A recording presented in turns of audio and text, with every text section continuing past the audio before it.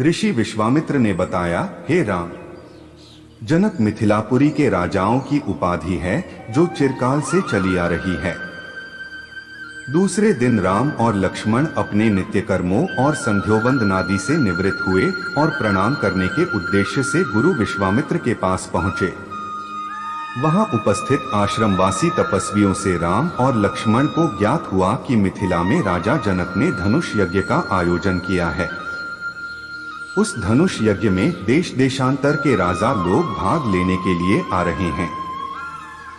रामचंद्र ने गुरु विश्वामित्र से पूछा, गुरुदेव, इस धनुष की क्या विशेषता है और इस यज्ञ का आयोजन का उद्देश्य क्या है? ऋषि विश्वामित्र ने बताया, हे राम, जनक मिथिलापुरी के राजाओं की उपाधि है जो चिरकाल से चली आ रही है। प्राचीन काल में किसी समय देवरात नामक पूर्व पुरुष ने बड़ी निष्ठा और श्रद्धा के साथ यज्ञ किया था, जिसमें उसने देवताओं को भी आमंत्रित किया था। देवताओं ने देवरात के इस यज्ञ से प्रसन्न होकर उसे पिनाक नाम का धनुष प्रदान किया था। यह धनुष अत्यंत सुंदर, भव्य और गरिमामय है और साथ ही साथ यह बहुत भारी और शक्तिशाली भी है। बड़े बड़े बलवान, पराक्रमी और रणकुशल योद्धा तथा शूरवीर इस पर प्रत्यंचा चढ़ाना तो दूर, इसे उठा भी नहीं सकते। अपनी एकमात्र रूपवती एवं लावण्यमयी कन्या सीता के स्वयंवर के लिए मिथिला नरेश ने प्रतिज्ञा की है कि जो भी पराक्रमी वीर राजकुमार या राजा इस धनुष पर प्रत्यंचा चढ़ा देगा, उसके साथ वे अपनी कन्या का विवाह कर देंगे। अनेक देशों के राजा एवं राजकुमार भारी संख्या में इस यज्ञ में भाग लेने के लिए मिथिलापुरी पहुंच रहे हैं। हम लोगों की भी इच्छा इस यज्ञ को देखने की है। आखिर तुम भी हमारे साथ मिथिलापुरी चलो। उसे देखकर तुम लोगों को भी प्रसन्नता होगी।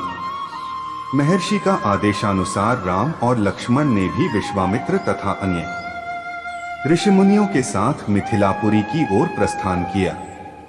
मार्ग में अनेक प्रकार के दृश्यों का अवलोकन करते हुए वे आध्यात्मिक चर्चा भी करते जाते थे।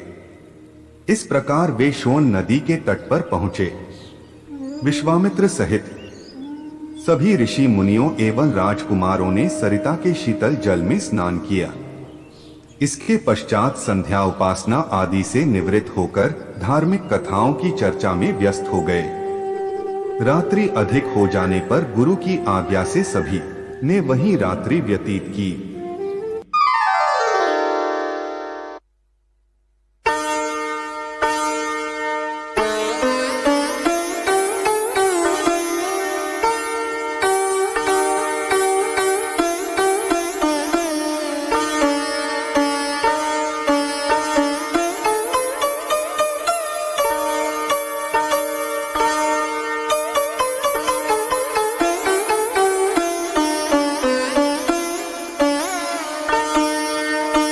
प्रातः नित्य कर्मों तथा संध्या वंदनादि से निवृत्त होने के पश्चात यह मंडली आगे की ओर बढ़ी।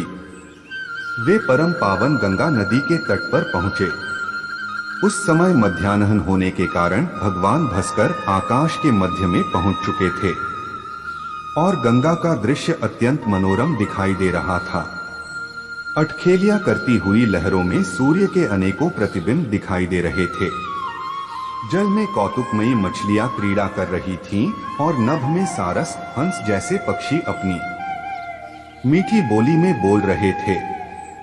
दूर दूर तक सुनहरे रेत के कण बिखरे पड़े थे और तटवर्ती वृक्षों की अनुपम शोभा दृष्टिगत हो रही थी। राम इस दृश्य को अपलक दृष्टि से देख रहे थे। उन्हें देखकर विश्वामित्र ने पूछा, वत्स, इतना भाव विभोर होकर तुम क्या देख रहे हो? राम ने कहा, गुरुदेव, मैं सुरसरी की इस अद्भुत छटा को देख रहा हूं। इस परम पावन सलीला के दर्शन मात्र से मेरे हृदय को अपूर्व शांति मिल रही है। भगवान, मैं आपके श्रीमुख से यह सुनना चाहता हूं कि इस कलुषहारिणी पवित्र गंगा की उत्पत्ति कैसे हुई। राम का प्रश्न सुनकर ऋषि विश्वामित्र बोले, हे राम, अनेक प्रकार के कष्टों और तापों का निवारण करने वाली गंगा की कथा अत्यंत मनोरंजक तथा रोचक है। मैं तुम सभी को यह कथा सुनाता हूँ। ऋषि विश्वामित्र ने इस प्रकार कथा सुनाना आरंभ किया। पर्वतराज हिमालय की अत्यंत रूपवती, लावण्यमयी एवं सर्वगुण संपन्न 2 कन्याएं थीं। इन कन्याओं की माता सुमेरु पर्वत की पुत्री मैना थी। बड़ी कन्या का नाम गंगा तथा छोटी कन्या का नाम उमा था। गंगा अत्यंत प्रभावशाली और असाधारण दैवी गुणों से संपन्न थी। वह किसी बंधन को स्वीकार न कर मनमाने मार्गों का अनुसरण करती थी।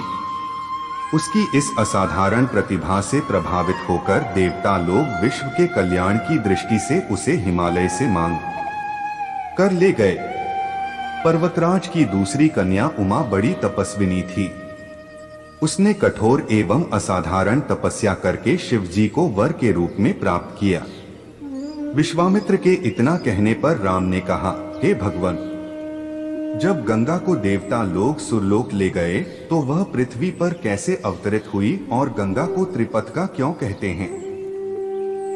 राम के इस प्रश्न का उत्तर देते हुए ऋषि विश्वामित्र ने कहा, सुरलोक में विचरण करती हुई गंगा से उमा की भेंट हुई। गंगा ने उमा से कहा कि मुझे सुरलोक में विचरण करते हुए बहुत दिन हो गए हैं। मेरी इच्छा है कि मैं अपनी मातृभूमि पृथ्वी पर विचरण करूं। उमा ने गंगा आश्वासन दिया कि वे इसके लिए कोई प्रबंध करने का प्रयत्न करेंगी।